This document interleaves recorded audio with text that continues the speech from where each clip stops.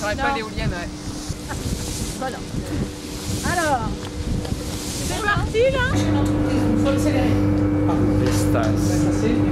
Et juste pour vous donner une idée, regardez en cours de production. Pardon. Malgré qu'elles produisent, les éoliennes à l'intérieur, c'est pas si bouillant. Honnêtement, non, c'est pas.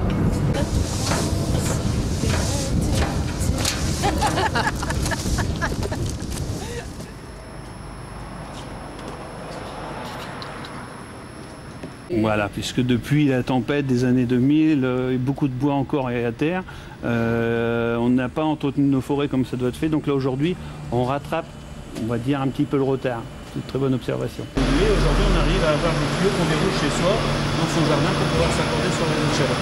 Donc ça c'est l'évolution, c'est la troisième étape de notre réseau de chaleur. Continue. Et l'énergie que ça dégage, le bois de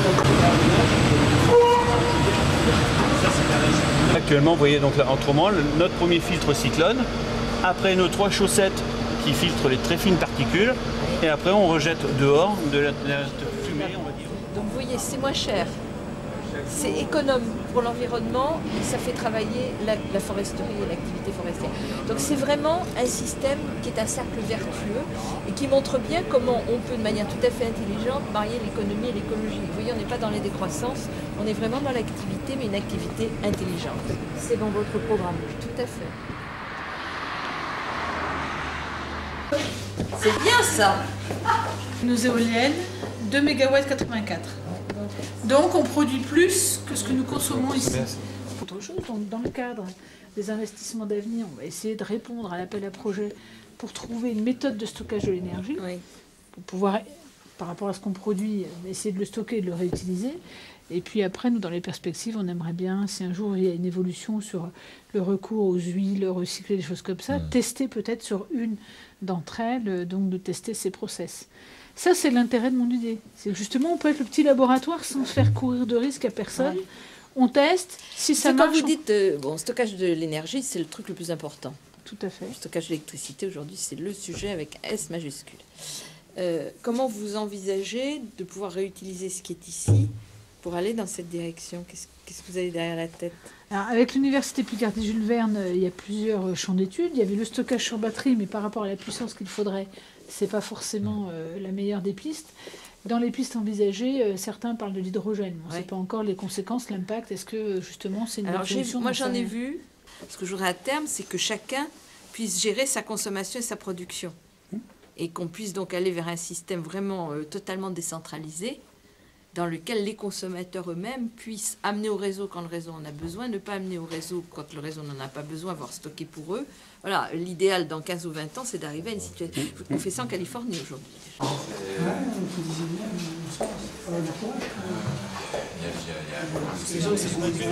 C'est difficile. Empreinte carbone sur le transport. Redonne effectivement de l'activité et donc c'est extrêmement important.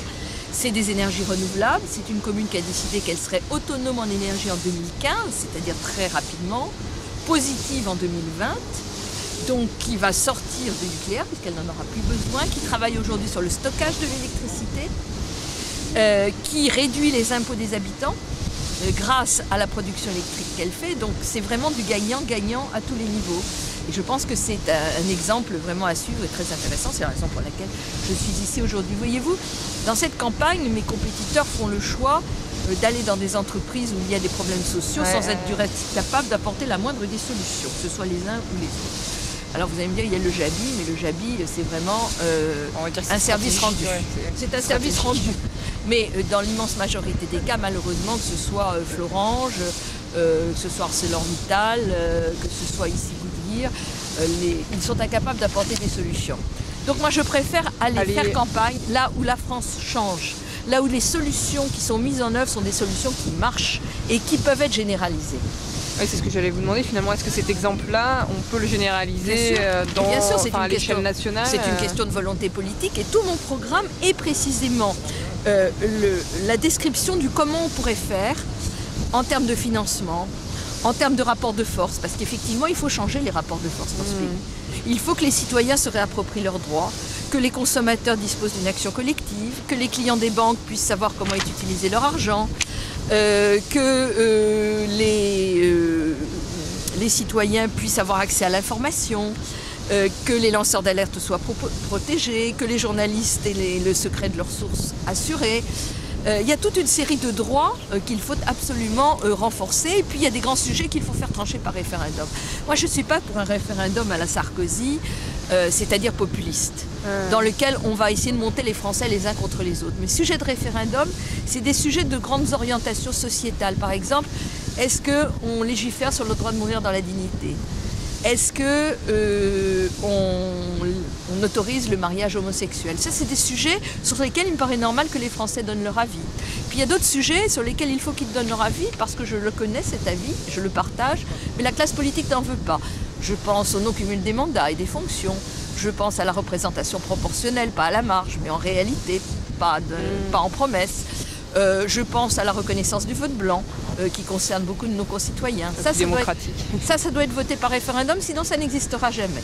Et puis ensuite, il y a des sujets plus, je dirais, environnementaux et économiques qu'il faut, à mon avis, faire trancher par référendum. La construction de nouvelles centrales nucléaires, les OGM, voire les gaz de schiste. Il faut que les Français donnent leur avis.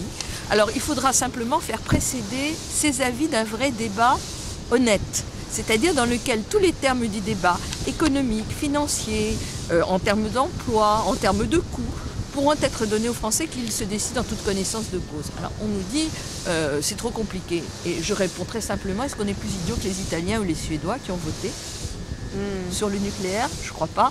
À mon avis, on doit être capable de le faire. Ouais. Et Montdidier, ça avait été réfléchi depuis un moment ou pas, oui, tout à fait. De venir ça fait 2 ou 3 mois que je souhaitais venir à Montdidier. Donc, le déplacement avait été prévu avec Éric Delay, qui est président actuel de Cap 21, puisque j'ai souhaité me mettre en congé pendant la durée de la campagne.